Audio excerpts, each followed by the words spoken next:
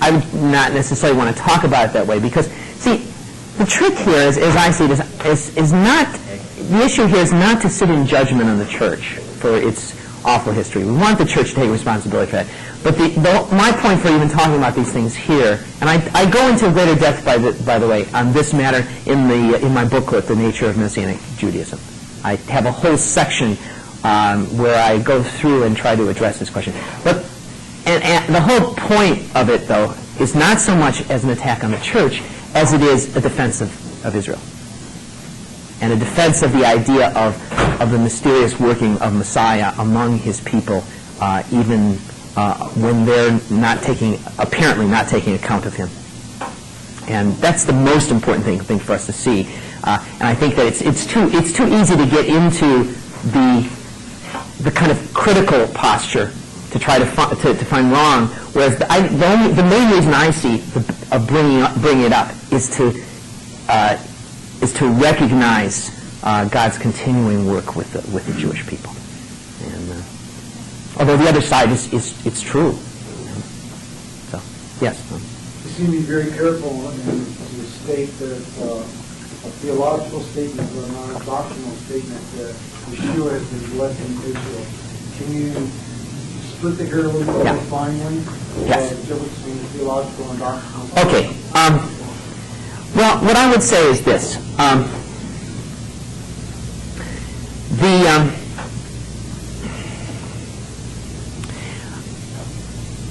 It's not so much that I'm not making a doctrinal statement.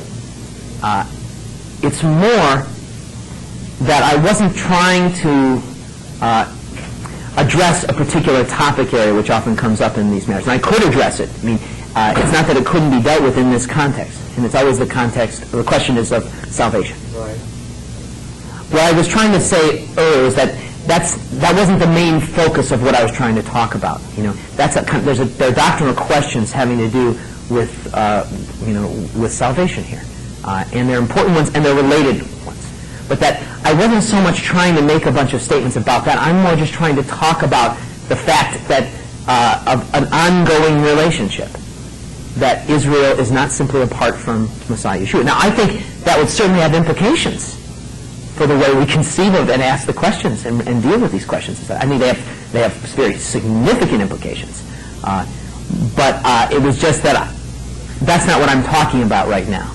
And it's not like I don't ever want to talk about that. I mean, I think that's a valuable thing to talk about, which I could talk about, but it's itself so much more a big topic in itself that I just didn't want to get distracted in that particular doctrinal direction, which everyone immediately seizes on. And I think there are other... It's related to my... It's not that I don't see salvation as a very important thing, even as it's been conceived historically in the Christian world in terms of individuals and their eternal destiny with God. Obviously, that's very, very important. But I am trying to get a different focus to things. And just as I was trying to in talking about evil and redemption from evil, talking about things in a bigger, a broader sense, I'm also trying to do that here in talking about more generally the whole nature and dynamic of the relationship of God with the world, with Israel, and Yeshua's ongoing relationship with Israel. So, good question. Can you address that, the issue of salvation? I mean, is God working, blessing? Are these individuals that are rejected? Are they eligible for salvation? Are they saved? Is this related to this? Okay. Well, the question was, could I now say something about the salvation? Not a good idea.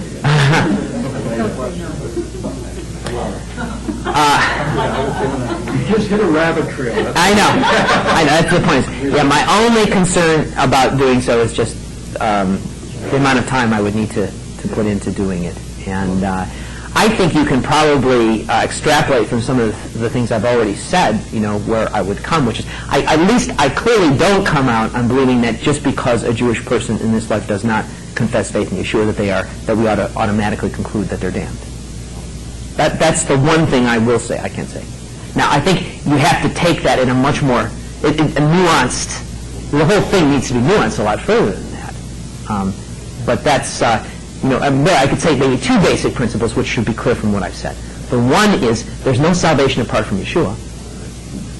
But secondly, in Israel's case, part of what I've been trying to make the case is Israel is not just totally apart from Yeshua. It's a much more ambiguous, ambivalent, and messy reality. I like that word, messy. I'm about ready to push a button. Okay, Ron. One more question. The scripture says that God blinded the eyes of the Jewish people, and yet at the same time, a lot of churches will wind up saying that if you don't believe in Yeshua, you're going to hell. Will you adjust those two differences there? If God blinded the eyes of the Jewish people, how can they believe? Yeah. Okay, the question, which is going very much in the same direction.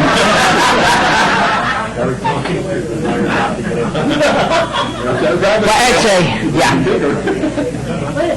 Which is the question is, if God has blinded Israel, in other words, if in fact Israel's response to Yeshua is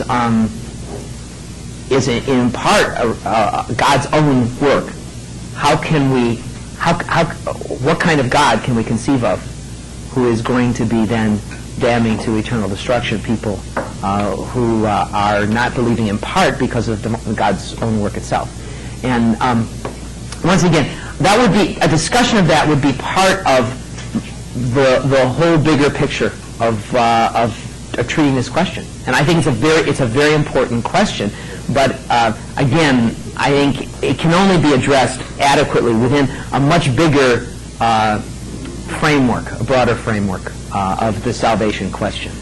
So once again, I'm not in my booklet. I'm also not addressing so much the salvation question, but a lot of these the things that we're talking about here, I expand on and put together in a way that I think you will find, what I find pretty compelling, and raising a lot of the same kinds of questions for us.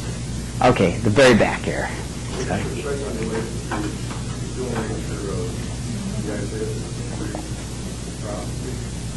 Is it that Israel suffers because of the world as the world gets more sinful, Israel suffers more because of it, or is there some efficacy in Israel's suffering that the nations receive because of Yeah. this? Okay, good question.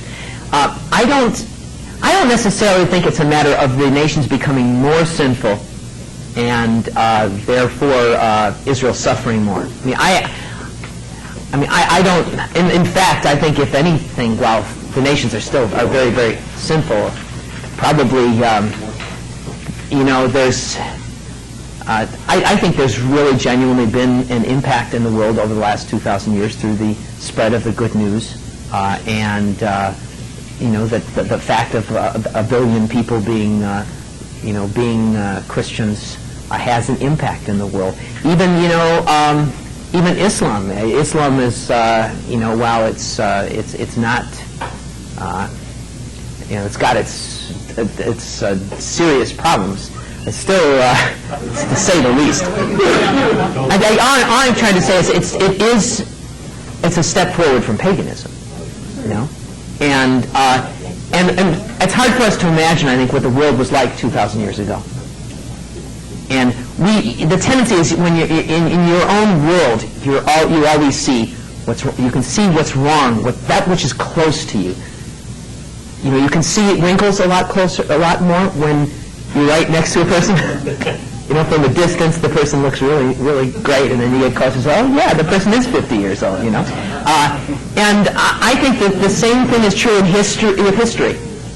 The history that's closest to us, we're most aware of all the awful things, and that which is more remote, we don't see it as much. But I think the pagan world was really awful. So the world's still been very, very sinful and awful things, but I wouldn't necessarily say things have gotten worse. In terms of the Isaiah 53 text, I do believe that there is a kind of redemptive power in Israel's suffering, and in also church martyrs suffering. You know, that Yeshua's suffering death is absolutely unique in its redemptive efficacy. But that doesn't mean that all other forms of suffering have no connection to his redemptive suffering. I mean, the whole point is to see Yeshua as kind of embodying all redemptive suffering in himself, and all other forms of redemptive suffering as having efficacy insofar as they are in some ways connected to him.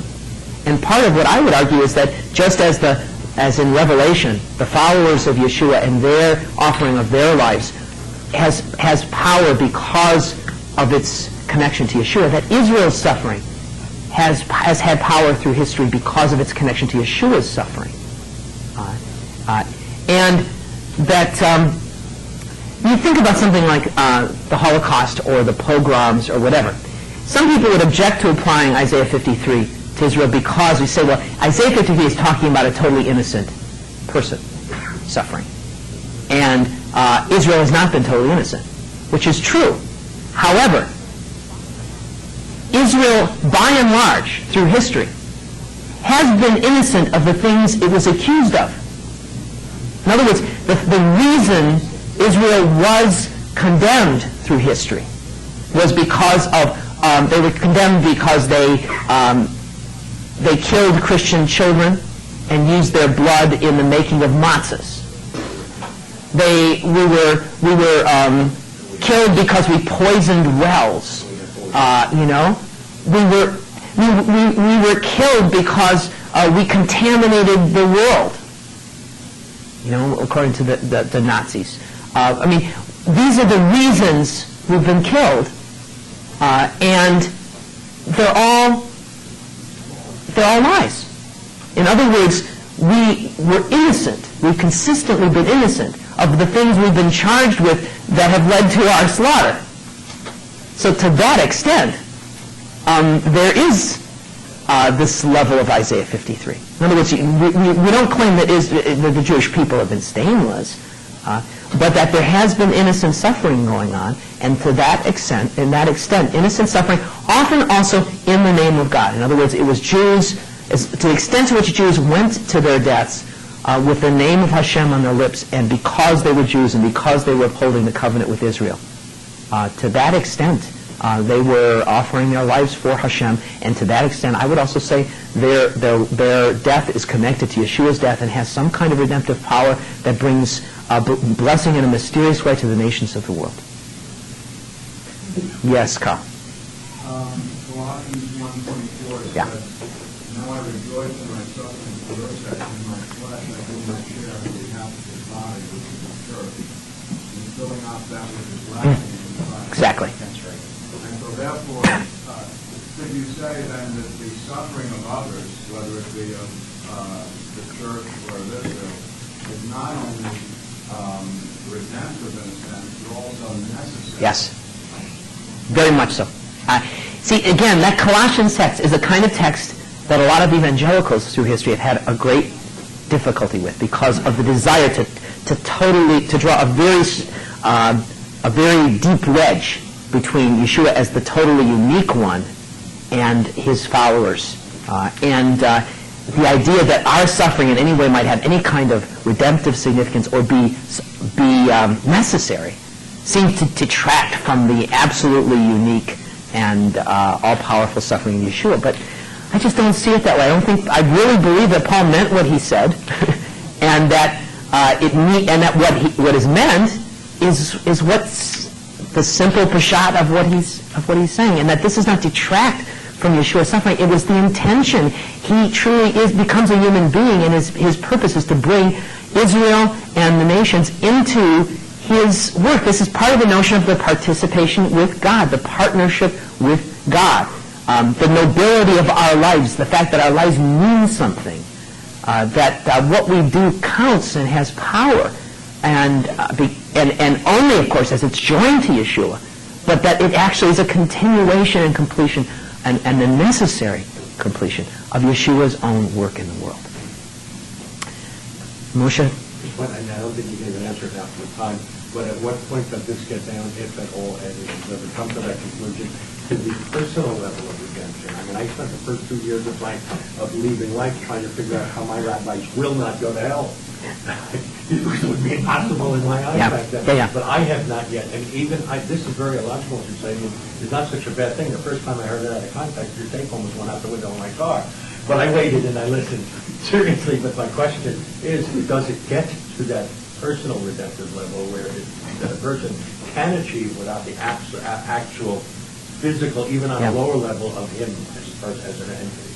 Yeah, I think what I was trying to say earlier, and this is again getting to the salvation question, I believe, is that in order to give adequate treatment to that, we'd have to position this question within a broader picture of discussion of salvation, redemption, and the particularly. But all I'm saying, and the thing I would say clearly is simply from my view, on the one hand, there's no like salvation apart from Yeshua. However, as I've said, Yeshua has a connection with Israel, even though Israel does not know him. And then finally, my conclusion is, whatever we conclude, we cannot simply conclude that because a Jewish person has not believed in Yeshua in this life in a way that's publicly clear and recognizable, that person is damned to hell. We can't conclude that. I'm not saying the extent to which we conclude the other thing, but I'm saying we definitely cannot. Another way of putting it is, we can have hope. We can have hope. There's a difference between a kind of absolute conviction of something and what we can hope for. There are things we can hope for here. Okay, we're going to take another 15-minute break. As far as I'm concerned, you can put it all back. I'm sure that would be right. That would be fine with Ron, but I didn't talk to him since then. Okay, I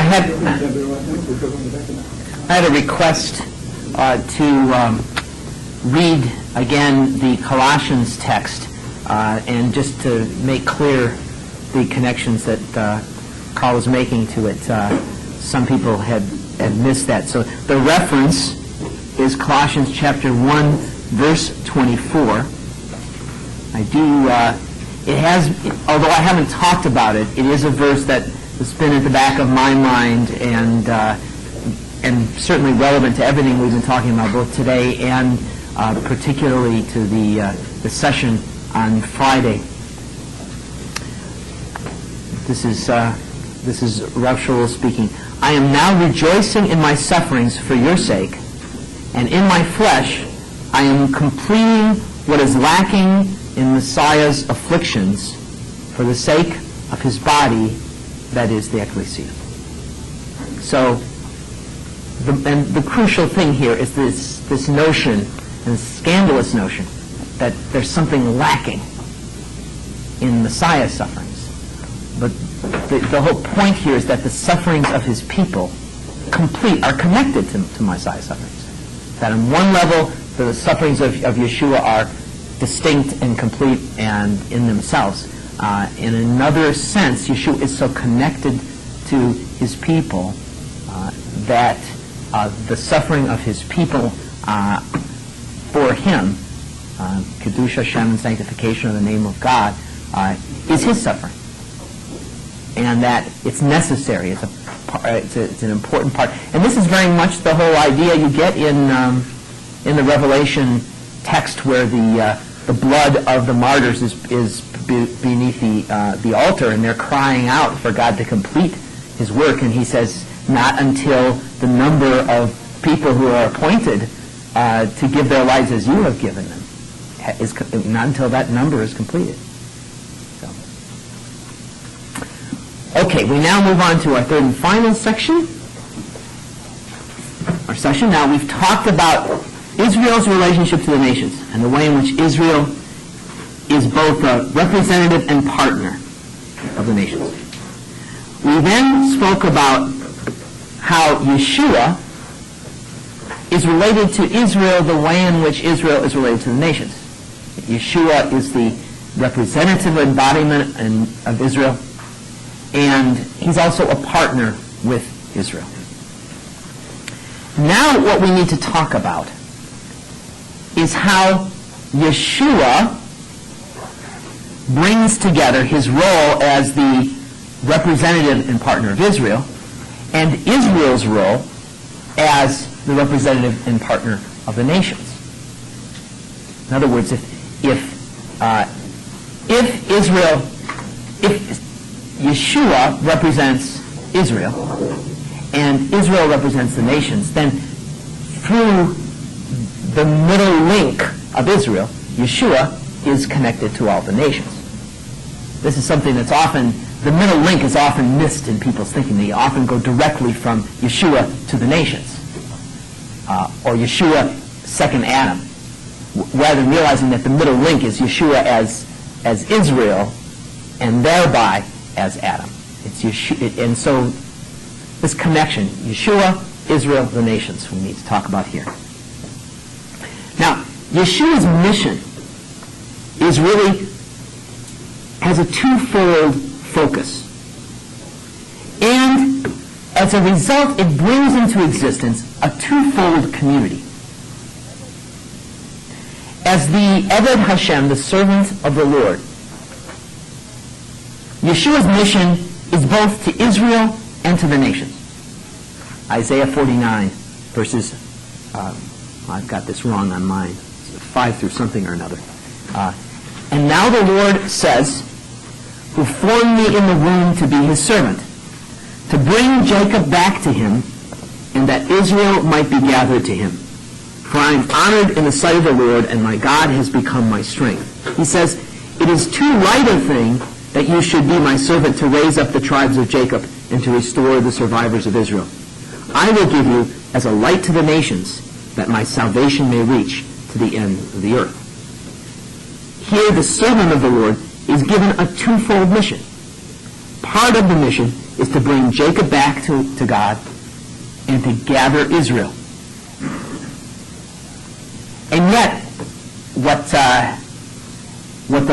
Hashem says to the servant is, that mission, while it's very, very important, is not all that I have for you.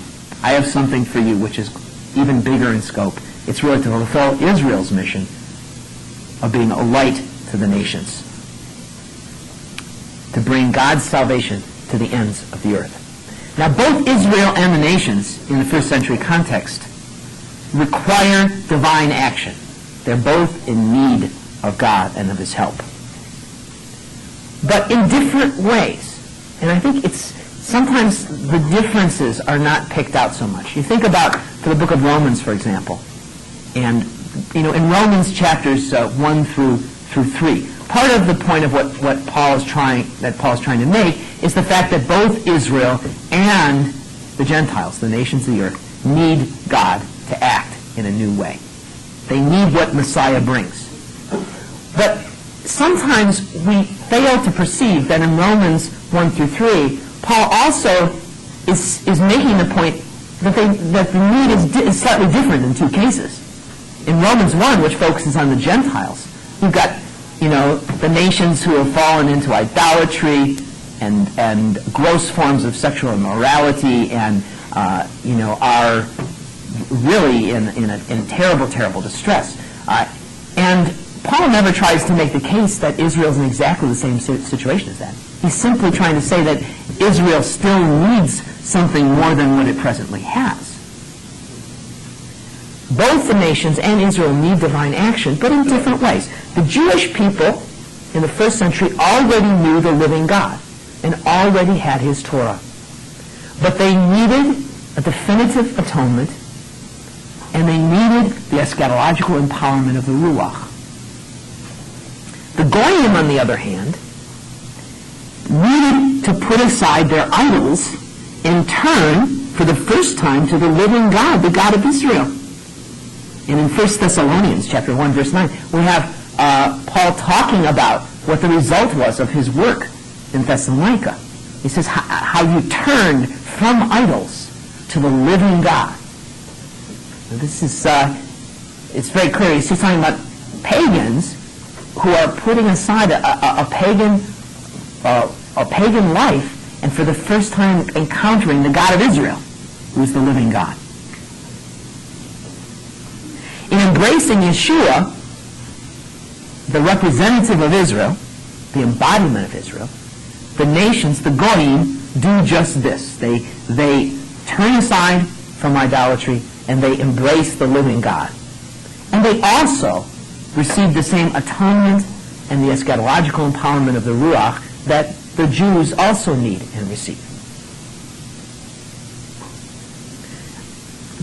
The situation of the Jewish people and the situation of the Goyim were quite different. In one case, God was dealing with the people who were already his covenant people. And in the other case, he's dealing with the nations of the world that were really separated from him. Yeshua's twofold mission is reflected in the twofold mission of his chosen emissaries. This is the text in Galatians chapter 2, verses 7 through 9. We have this meeting between Paul and Barnabas on the one hand, and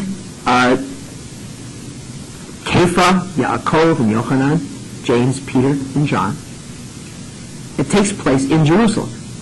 And scholars disagree about whether this is the same Jerusalem council that's described in Acts 15 or whether it occurred beforehand. But regardless, it's obviously a very, very momentous occasion, a very important meeting where they're discussing the whole future of outreach and work. And a similar kind of question is in Acts 15, whether the Goyim need to become Jews. And once again, the answer is no. They don't have to become circumcised. They don't have to become Jews.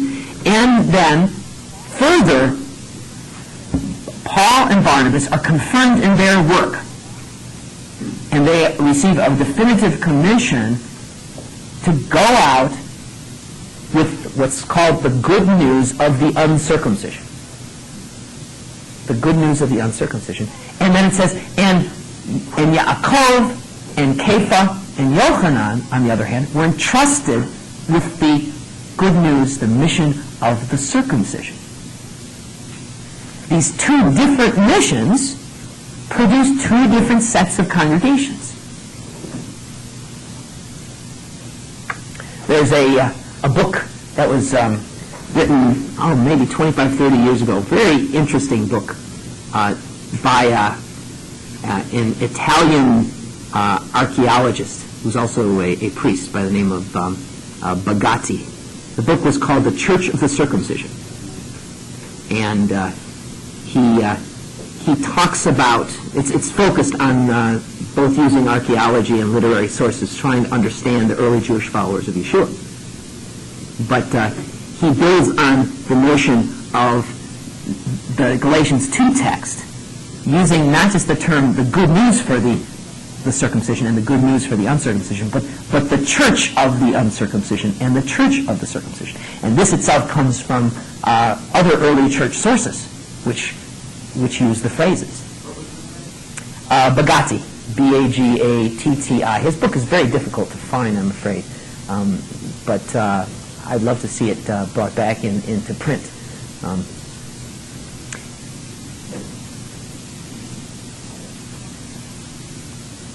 In working among the Gentiles, Paul and Barnabas are fulfilling the divine commission to Israel to be a light to the nations. This is what we find in Acts chapter 13. When Paul and Barnabas go on their first mission in Acts 13, they cite the text from Isaiah that talks about being a light to the nations, and they apply it to their own work. What they're doing in bringing Yeshua to the Goyim, and thereby what they're doing is, as it says in Thessalonians, they are summoning the Goyim to put aside their idols and to come into relationship with the living God, the God of Israel. And thereby they are fulfilling Israel's calling to be a light to the nations, which is embodied in the person of Yeshua. But what they really are bringing into existence are churches of the uncircumcision, congregations fundamentally of the Goyim. And so in the first century, the twofold mission produced a twofold community.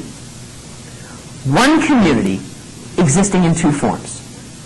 A Jewish form that's seen very clearly in the Jerusalem community of Acts of the Apostles, that was fully a part of the wider Jewish world, and lived completely according to Torah and according to the Constitution of Israel. And the Gentile form, the Pauline communities of the diaspora. And as I said a few days ago, there may have been a few Gentiles in the Jerusalem community. There may have been a few Jews in the Pauline communities, but their fundamental character was clear and distinct. Now, this is really the message of Acts 15, which contains Yaakov's, James' authoritative ruling at the Council of Jerusalem, and Acts 15, verses 13 through 21. I'll read it to you. After they finished speaking, Yaakov replied, "My brothers, listen to me. Shimon has related how God first looked favorably on the Gentiles to take from among them a people for his name." That's a very interesting phrase. To take from the Gentiles a people for his name. This agrees with the words of the prophets, as it is written, "After this I will return, and I will rebuild the dwelling of David, which has fallen. From its ruins I will rebuild it, and I will set it up so that all other peoples may seek the Lord, even all the Gentiles over whom my name has been called." We're getting a connection here between what he said earlier, the gathering of a people from the Gentiles for his name, and this text. "Thus says the Lord, who has been making these things known from long ago. Therefore, I have reached the decision that we should not trouble those Gentiles who are turning to God, but we should write to them to abstain only from things polluted by idols, and from fornication, and from whatever has been strangled, and from blood." Now, I think the best and clearest interpretation of this has been given by a Scandinavian scripture scholar, Jakob Jervel. And I want to actually read you something from Jakob Jervel. He's talking about this text in Isaiah in Acts 15. "For James, the event shows, quote, how God first visited the Gentiles to take out of them a people for his name." He's talking about the event with Cornelius and Peter. "This episode is justified and confirmed on the basis of scriptural interpretation, namely by prophetic utterances. It is, however, not only this episode or even the Gentile mission that is established by the scriptural reference. With the admission of Gentiles to the people of God, there are now two groups within this people. No doubt, verse 14b is meant to correspond with verse 17, to take out of them, out of the Gentiles, a people for his name, corresponding to all the Gentiles who are called by my name. A people of the Gentiles is related to the rebuilding of the dwelling of David, which has fallen, which is the restoration of Israel. In other words, the interpretation Jervel is giving here to what James is saying is that when he talks about the rebuilding of the fallen booth of David, that's a reference to the establishment of the Messianic Jewish community. That is the reference to the Jewish people coming to faith in Messiah and the fallen booth of David being restored. And then the people being taken from among the nations comes as a result of that. So a people of the Gentiles is related to the rebuilding of the dwelling of David which has fallen, the restoration of Israel. James asserts that two groups exist within the church. The conversion of the Gentiles is the result of the conversion of Israel, as is demonstrated by the numerous references to Jewish mass conversions in the Acts of the Apostles. The division of the church into two groups is the presupposition for the apostolic decree, or better yet, James' decree. This decree about what is required of the Gentiles in terms of the observance of the Torah. Saying in order to understand that decree, you have to understand the presupposition of the division of the church into two groups. The entire argument is carried by the difference between the two groups. It is presupposed that Jewish Christians keep the law. This point of view harmonizes with the account in Acts as a whole. On the other hand, Gentile Christians need not keep the law in its entirety. James supports this by appealing to Moses as a witness for the decision.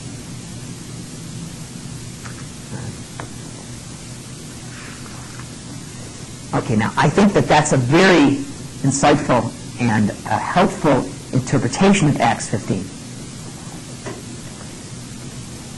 It's also clear from the Acts of the Apostles that this twofold form of the Messianic community has a kind of order to it. The community of the circumcision, based in Jerusalem, is the center of the movement as a whole. And the whole rhythm of the book of Acts is things start in Jerusalem, they go out to the ends of the earth, but then they always come back to Jerusalem. So that even once you begin Paul's work, Paul continually comes back to Jerusalem. This order is important because it makes clear that the Messianic community, a community that includes the people of the Gentiles, a people from among the Gentiles, that the Messianic community is an eschatological extension of the people of Israel, and that it can never be severed from its roots in Judaism. This is the importance of the Messianic Jewish reality of the first century and the centrality of the Jerusalem community. Okay, so first of all, we see here the sense of Yeshua having a twofold mission, and this twofold mission being embodied in the first century context in a twofold community. It's one community that's bound together in love, but it has two expressions, a twofold expression. Now, how is the relationship? What is now the relationship between the church of the uncircumcision and the people of Israel as a whole? You know, we've got a sense of the Messianic Jewish community as existing as part of Israel as a whole, fully. And then it is bound together now with this church of the uncircumcision. Well, what is the connection in the church of the uncircumcision and the people of Israel as a whole? And this is, I think, where in order to understand this, we have to take account of a dialectical reality.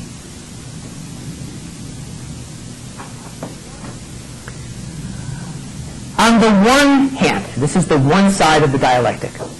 On the one side, this is all going to be relating back to the things that I've been talking about earlier. On the one side, the church of the uncircumcision, the Goyim who come to faith in Messiah, are incorporated into eschatological Israel. They are joined to Israel, understood now in a new eschatological form, an expanded, multinational form. And this reality is very much connected to the idea of Israel as representative nation, as opposed to Israel as partner nation. In a sense, the Messianic community, as I said, is an eschatological extension of the people of Israel. And its Gentile wing shares thereby in much of Israel's heritage. By the way, this comes from Will Herberg. I talked about Will Herberg talking about the Yeshua as a one-man Israel. He used this kind of language of the church as a kind of extended eschatological Israel, as part of an extended eschatological Israel, and thereby linked and joined to the Jewish people as a whole. I think this is what Paul means when he speaks of Gentiles being grafted into the olive tree. Or, to cite the text from Ephesians 2 that was brought up a few days ago and I was asked about, and I said I would get back to it later on, when he says that though once strangers and sojourners, alienated from the commonwealth of Israel, the Gentiles are now fellow citizens with the holy ones and members of the household of God, and as he puts it later in Ephesians chapter 3, verse 6, fellow heirs with Israel. How is this accomplished?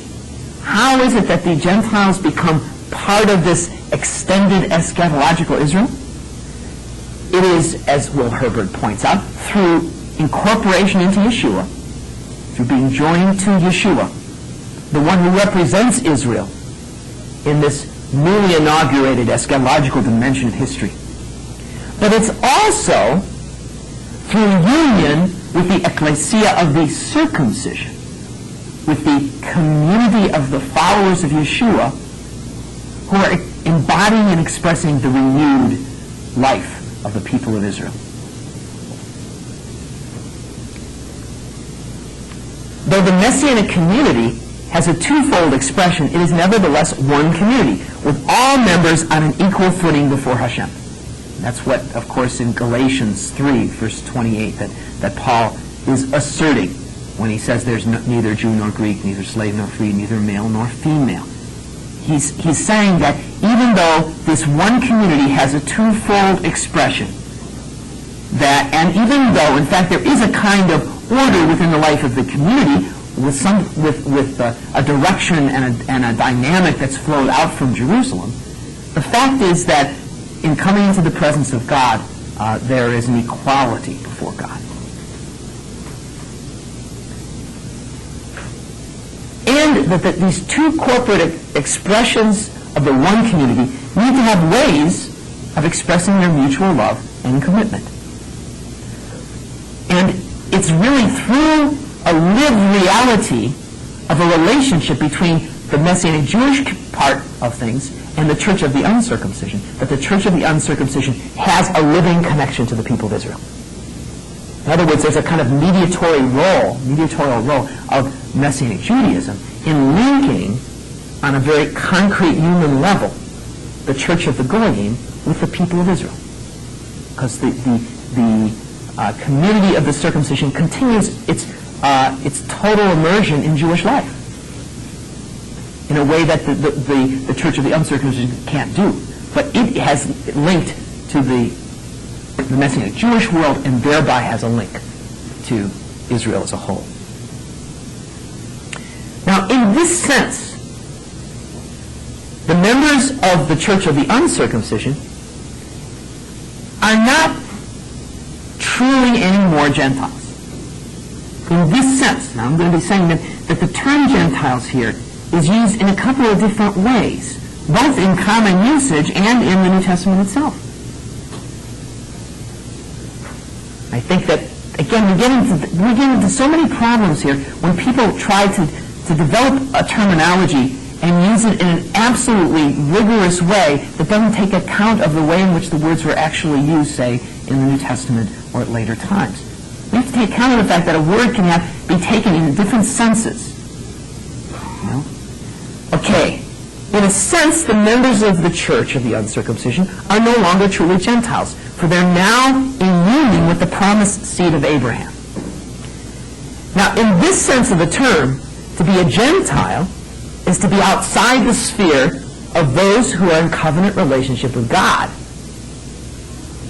In other words, in this sense, what Gentile means is pagan, idolater.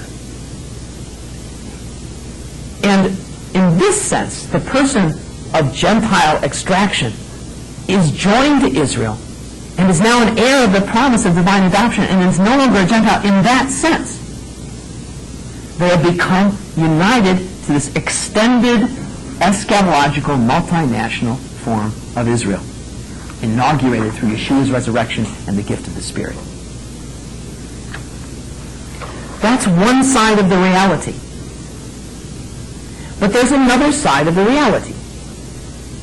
The other side is the way in which we see the church of the uncircumcision as a partner with Israel.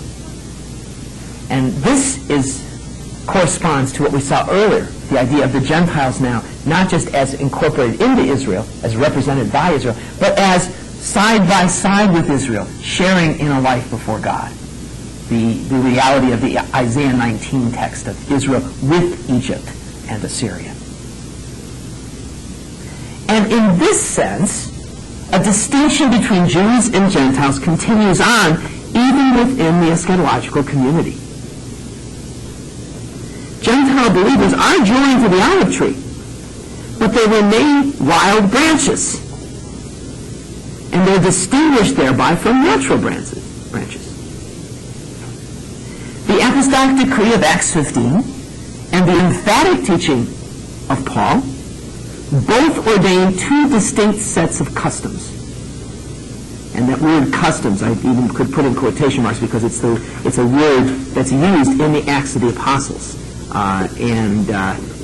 What it means really is it refers, for example, to the way of life of the Jewish people as a distinct nation among other nations. Paul both ordain two distinct sets of customs, two distinct ways of life. They're linked together, they're similar and have commonalities, but the church of the uncircumcision and the community of the circumcision, the Messianic community of the circumcision, have their distinctives. The members of the church of the uncircumcision, in this sense, are still called Gentiles. And we find that in Ephesians chapter 3, verse 1, where Paul writes to them as Gentiles.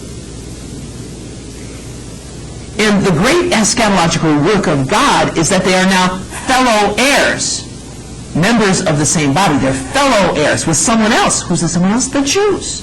They don't become Jews. They are fellow heirs with those who represent physical Israel, the Jewish members of the Messianic community. And in this sense, Gentile doesn't mean pagan. It instead means membership in the family of the nations, who are blessed through, but not by being absorbed within the seed of Abraham.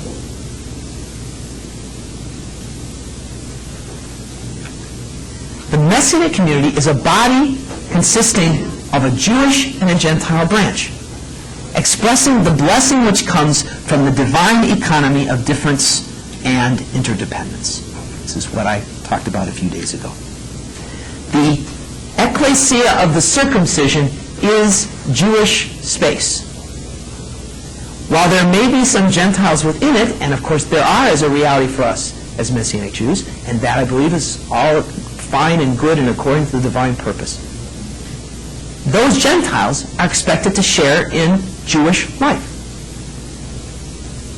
Similarly, the ecclesia of the uncircumcision is not to be characterized by Jewish distinctives. Now, there are some things simply by virtue of being part of Messiah that are parts of Jewish life that are universal.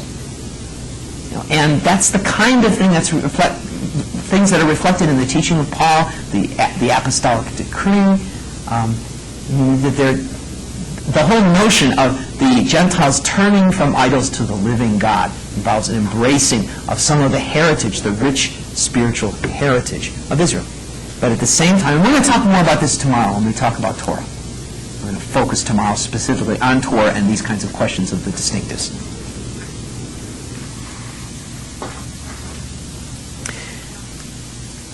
Now, if this is the case, if things are as I have presented it so far in these two different pictures of Jews and Gentiles in the body of Messiah, what is the role of Messianic Judaism in the body of Messiah? Well, whether we consider Gentile followers of Yeshua as participants in an extended Israel, or whether we conceive of them as partners with national physical Israel, the role of Messianic Judaism is crucial either way. Messianic Judaism is meant to be a central Jewish presence in the body of Messiah. It serves as an empirical link and point of continuity between the Gentile Christian church and historic Israel. In order to be that link and point of continuity, the Messianic Jewish synagogue needs to be immersed in the wider Jewish world. In other words, we're not talking about creating our own distinct Judaism that is isolated from the rest of the Jewish world. If, in fact, what Messianic Judaism is in the embrace of all of Judaism renewed in all of its different forms, then Messianic Judaism has to itself, and the Messianic Jews have to be a part of the wider Jewish community. And that's something that the church ought to want us to do. Because it's only the extent to which we do that the church of the uncircumcision, through its link with us, is itself tied in to the historic reality of Israel.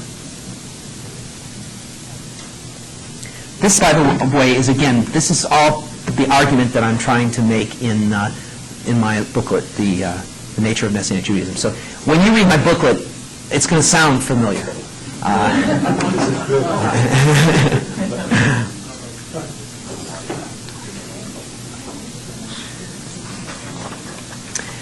Okay, now some concluding points here. We've been talking here in this section about Yeshua's work with Gentiles and with Jews. We spoke in the last section a bit about Yeshua's work with Israel, even the Israel that doesn't believe in him. And I want to conclude with a few comments about the continuing importance of Israel as a whole in the divine plan, not just in its being expressed in Messianic Judaism.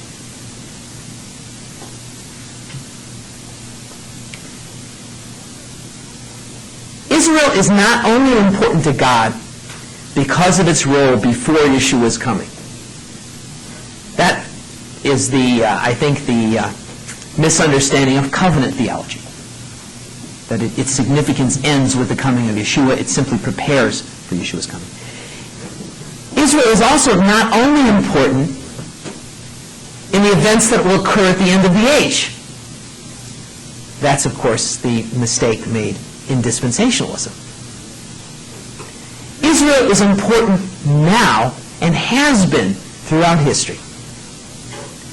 It displays the ongoing significance of life within this world. This is one of the themes, again, of Solon. That God's commitment to a people in all the aspects, the kind of physical, material, earthly aspects of life, in the world of politics, economics, culture. It shows God's commitment to his creation. And this is also one of the themes of Michael Fischergaard's work, and one of that's Solon, as I noted earlier, is very much influenced by Fischergaard. This is similar to something that Martin Buber has said. I'll give you a quote from Martin Buber. There must be a people in order for the human response to fulfill itself in the whole of life to which public life belongs. And by people here, he really means a nation. And he's talking about the importance of Israel in its distinct role as holy nation, as Am Kadosh, as Goy Kadosh. The whole life response of man cannot be given to God by the individual person, but only by the community in its plurality and unity, in the joint labors and the joint realization of its variously endowed and variously commissioned members. That is why there must be a people, why there must be an Israel. Now, I think it's no coincidence that Jewish religious practice is far more mundane than what characterizes historic Christian practices. And by the way, I'm now not trying to, this is not actually a critique of a Christian practice. I'm not going in the direction that you probably become acquainted with this in my approach to these things. I'm not trying to say, the Jewish practices have been really the right ones and the church has got it all wrong. It's not the point. The point is that in the specific vocation of Israel, its vocation is very much an earthly vocation. It is already an eschatological reality, Israel, but it's an eschatological reality fully immersed in this world. And so Jewish religious practice is and always has been very, very earthly, very mundane. And it's also why the Mishnah is such a strange religious book. One of the classic expressions for Judaism, according to the Mishnah and the Talmud from Jacob Neusner, is he calls it a religion of pots and pans. Religion of pots. It's a great characteristic. What he's really getting at is the idea of the attention to these minute details that have to do with very physical, earthly things, you know? That it's being expressed in your kitchen and in just very, very earthly realities. This is a religious system which dictates what one eats, what one wears, how one farms, how one transacts business, how one grieves, how the community deals with marriage, divorce, legal disputes, not just in general principle, but in exquisite detail. That was good. How we got there. I think that there's something in the divine plan which is that the Messianic community, particularly in its Gentile expression, has always had even a more dramatic eschatological orientation towards the life of the world to come. And I think that's part of the dual function here, of the role of Jewish life and of the life of the Christian church. Reflecting this tension in this world between the life of Olam Haba and the life of Olam Hazeh, the world to come and this world. I think there's been a tendency in the history of the church, and I think there's a God-given impulse here to try to maximize more the eschatological dimension. Whereas there's been an impulse in the Jewish world to more maximize the more earthly dimension of sanctification of this world. And I think as Messianic Jews, we are heirs of both of these. And on one hand, it can produce a tension in our life, but I think this is a tension that can be enormously fruitful, and fruitful, paying off both for the wider Jewish community and for the Christian community. Judaism bears testimony to the fact that God is concerned not only with the lives of individuals and families, He's also concerned with the public life of peoples and nations. The ongoing existence of Israel as a holy nation, a consecrated people, is living testimony to this fact. Now, Messianic Judaism, now I want to come back and conclude by saying something about Messianic Judaism in relationship to this, the overall calling of the Jewish people. I've talked about Messianic Judaism and its importance as a link between the Goyim and Israel and Israel's heritage. And that's part of this picture. And that's a part that someone like Will Herberg would be able to embrace.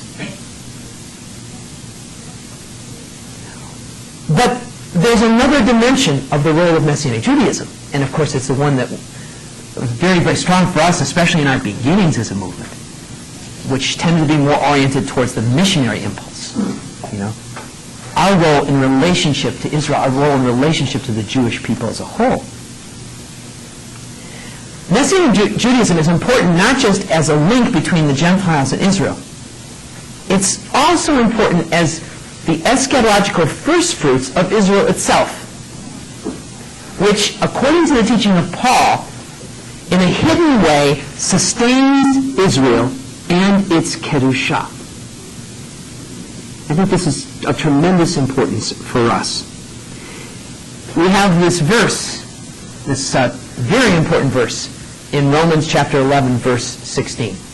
If the dough offered as first fruits is holy, so is the whole lump. If the dough offered as first fruits is holy, so is the whole lump. The whole lump here refers to the Jewish people in Romans 11. The whole of the Jewish people. And it's actually focused more on the Jewish people who don't believe in Messiah Yeshua. This is a verse in which Paul is asserting that the Jewish people as a whole are holy. Now, I think what that means, exactly, in relationship to soteriology and salvation questions, is again a whole different matter. But he's asserting here that there's a holy character, a character of Kedushah, which is an ongoing heritage for the Jewish people. But what he says is that holiness is sustained and preserved by the dough that's offered as first fruits. And many exegetes today see that as a reference to the Messianic Jews. That it is the Messianic Jewish community, which helps to sustain the character of Israel's Kedusha as a whole. So, in other words, just as Israel serves a priestly role among the nations, so Messianic Jews fulfill a priestly role within Israel. As those joined to the priesthood of Yeshua, were able to stand before Hashem on behalf of all Israel, as did the Aaronic priesthood in the days of the Beit Mikdash. So on the one hand, there are two things that are true here. We as Messianic Jews need Israel. We cannot on our own preserve Jewish life. We will only preserve Jewish life in ourselves to the extent to which we are incorporated in the wider Jewish people. This is a little bit like Joseph and his brothers. Joseph needs his brothers. We need our brothers. Yeshua needs his brothers. On the other hand, our brothers need us. Israel needs Messianic Judaism.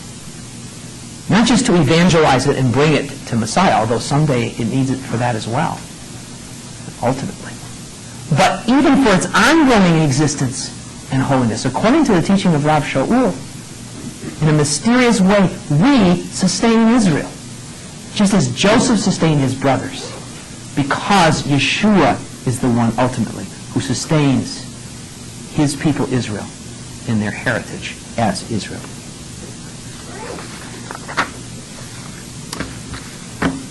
Okay, time for our final discussion here for today. Yes, we'll go work backwards. How has history changed since the time of these texts that we've been writing, as far as the nature of the Goyim?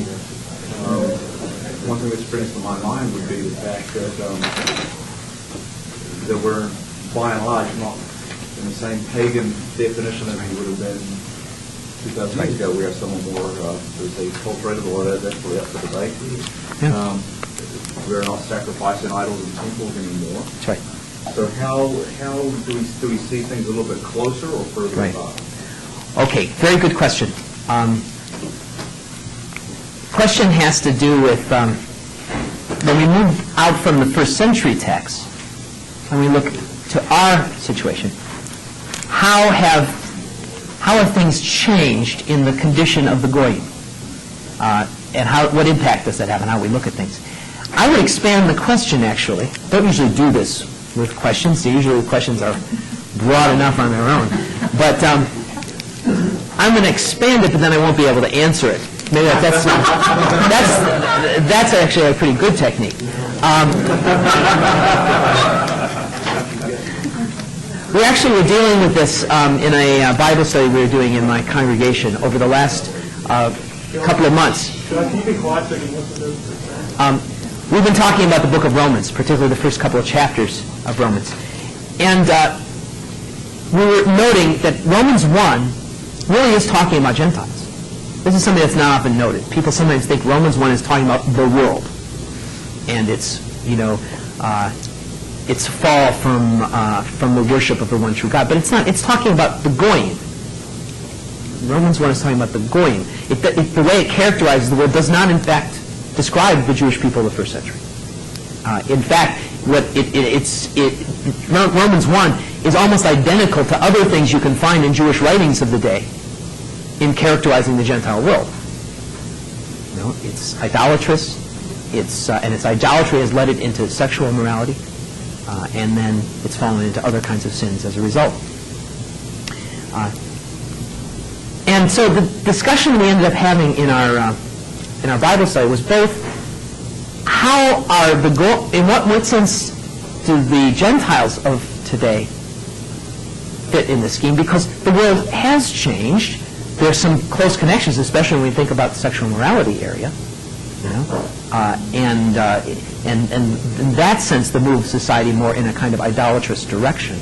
And But the fact is that we live now in a kind of post-Christian setting, and that we can't simply deny the fact that those 2,000 years of history, of Christian church history, have affected the Gentile world. But the other side that's just as interesting is the Jewish world. And the Jewish world is no longer the Jewish world that Paul was talking about. In fact, you could have made a similar case 100 or 150 years ago. You could have said, okay, the Jewish world at that point, as in the time of Paul, maybe even more so, is like, 90 or 95% Orthodox, observant, and following in the ancestral customs. But now you live in a place, even whether you're living in the United States or in Israel, those who are leading the charge towards paganism are often Jews. And there's the distinction these days, in fact, within a Romans 1 framework, is not so much between Gentiles and Jews. It's on the one side, Gentiles and Jews who are moving in one direction, and on the other side, Gentiles and Jews who are moving in a very different direction. So that the way the world breaks down now, at least from a kind of Romans 1, Romans 2 framework, is between, on the one side, committed Christians and committed Jews. And on the other side, totally secularized Christians and secularized Jews. And so the whole scene really, it's changed, and yet there are parallels and interesting connections. But I think that despite all of the changes in the circumstances that we face and the way it affects the way mission operates, for example, the thing I think that is still meant to be the same is the idea of a view of the world which breaks it down fundamentally into Jews and Gentiles, which is the Pauline way of understanding the world, and then a way of understanding the community of the Messiah as also broken down into, Jewish and Gentile wing, and as having an ongoing connection to the life of the people of Israel, even when Israel is in a more radical type of apostasy than it was in the first century.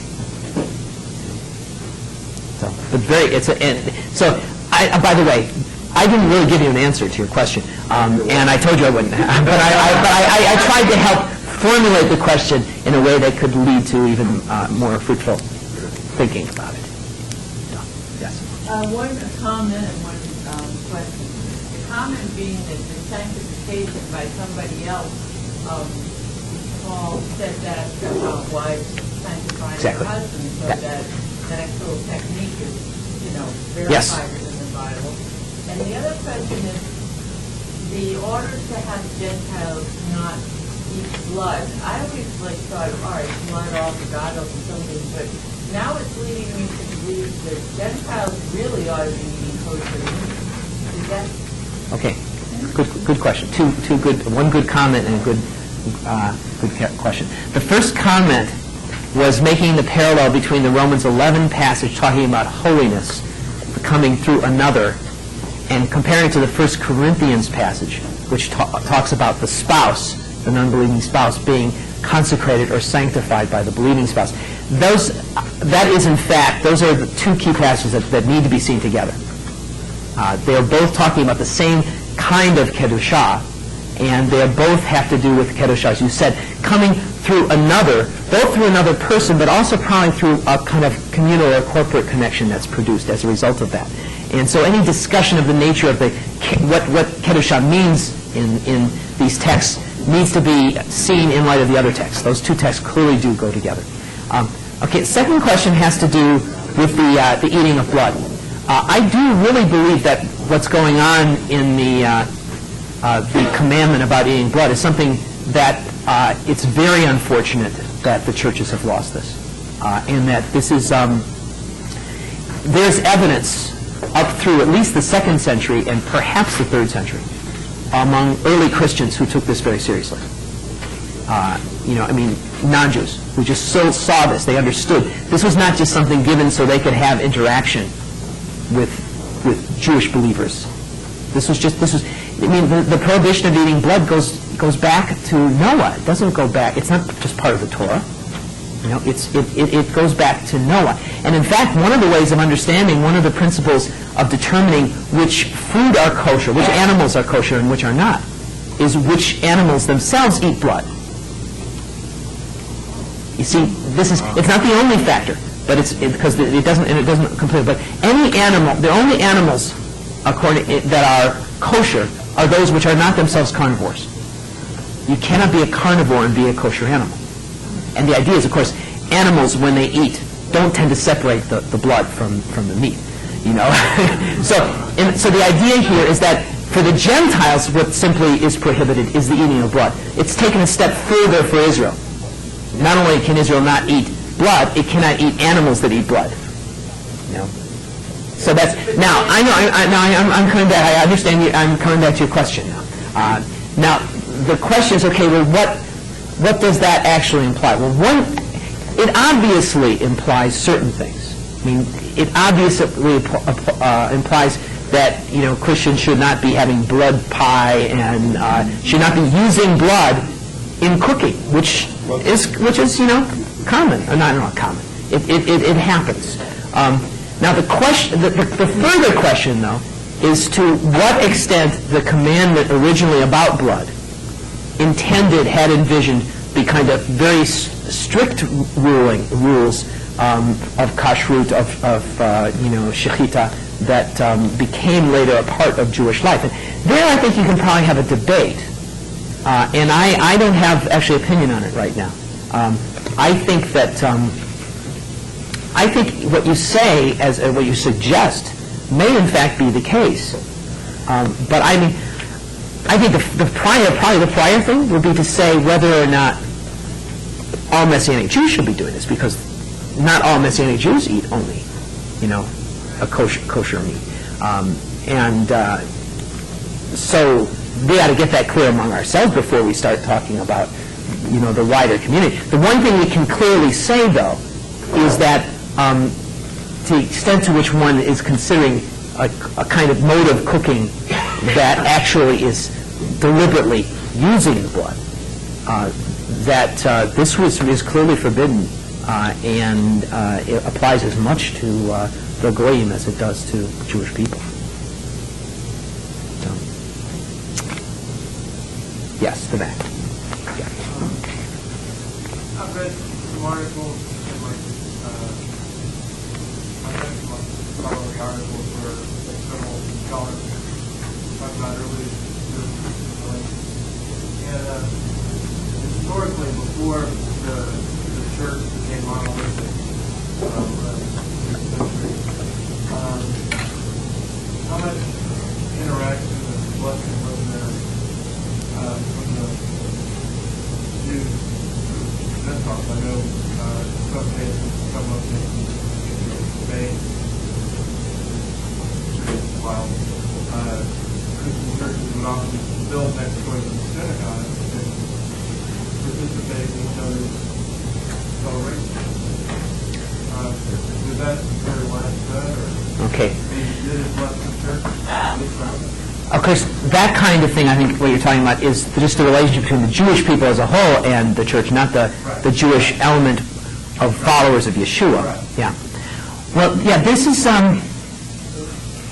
have been a number of studies being done about this whole area of Jewish-Christian relationships in the,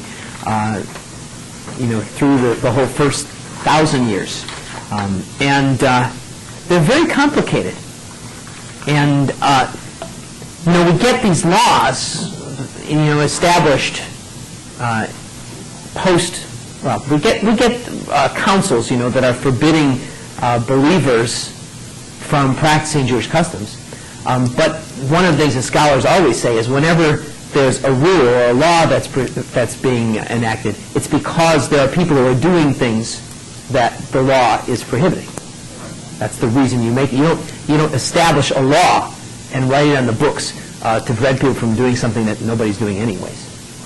So the very fact that those things are on the books means there were people who were doing it. And similarly, in the famous sermons of John Chrysostom, which rail against the Jewish people and really have largely as their focus trying to keep Christians from having contacts with the synagogue. But the only reason John Chrysostom would preach that way is if a lot of Christians were doing it. And so it's fairly clear that there really there was a lot of interaction, and that while on an official level you can see it is simply becoming or is simply a negative, that it wasn't so clearly the case on the ground in terms of the normal believers until you get to maybe the 11th century, the 10th and 11th century, where things get really bad at that point, and then it's, but there was a lot more fruitful interaction and mutual learning, and even the way in which scholarship worked, on that level, the level of scholars had a lot of interaction. I would recommend, again, if you're reading, one of the assigned texts is the Lev Gillet book. And in the Lev Gillet book, he starts off by talking about Jewish-Christian relations and trying to give a different angle on it. What he tries to do is to say, we sometimes simply focus on all the negatives.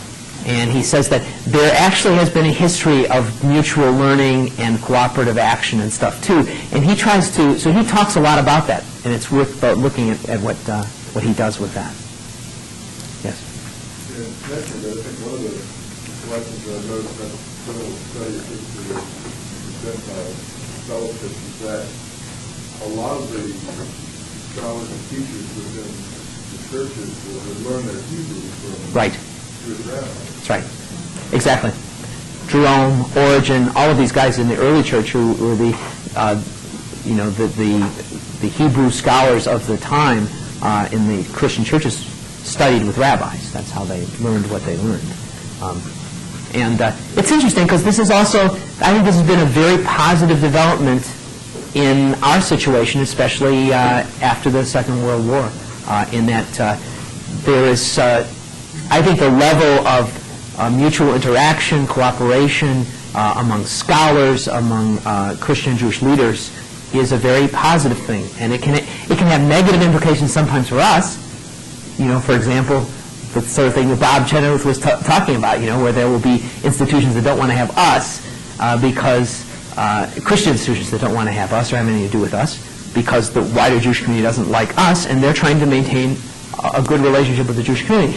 And while that's a negative, I think we would be mistaken to see the overall positive developments in relations between Jews and Christians as a negative. I think that's been a tremendous boon, a very good thing, and something in the long run that is actually part of the reason we can exist as Messianic Jews.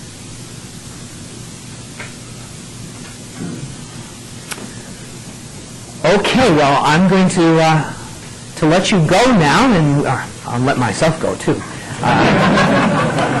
Final session tomorrow. Any announcements before?